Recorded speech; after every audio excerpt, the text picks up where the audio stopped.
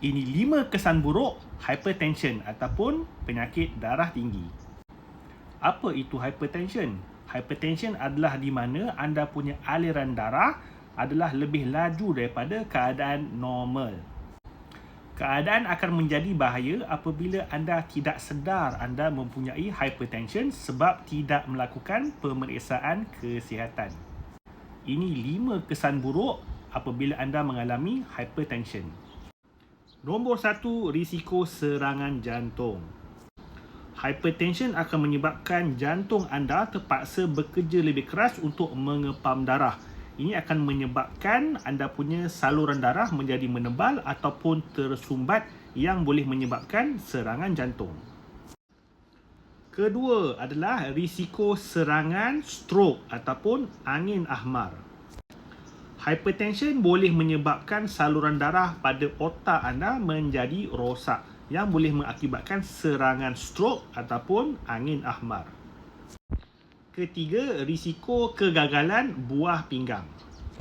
Hypertension boleh merosakkan saluran darah pada buah pinggang anda. Apabila saluran darah ke buah pinggang menjadi rosak, ia boleh menggagalkan proses buah pinggang untuk menapis toksin. Ini akan menyebabkan kegagalan buah pinggang anda. Keempat, risiko sakit mata. Hypertension akan menyebabkan saluran darah pada mata anda menjadi terganggu yang menyebabkan masalah penglihatan ataupun masalah separa buta ataupun buta sepenuhnya. Kelima adalah kegagalan fungsi jantung anda. Hypertension yang tidak terawat boleh melemahkan jantung, seterusnya menyebabkan kegagalan jantung anda. Pastikan anda melakukan pemeriksaan kesihatan sekurang-kurangnya setahun sekali. Amalkan pemakanan yang sihat, yang banyak dengan serat, vitamins, minerals, makronutrien yang baik dan cuba elak makanan yang mengandungi trans fat ataupun lemak tepu yang tinggi.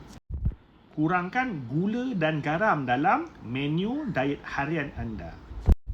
Amalkan gaya hidup aktif, bersenam secara berkala dan juga dapatkan rehat yang secukupnya supaya stres anda terkawal. Like video ini dan share.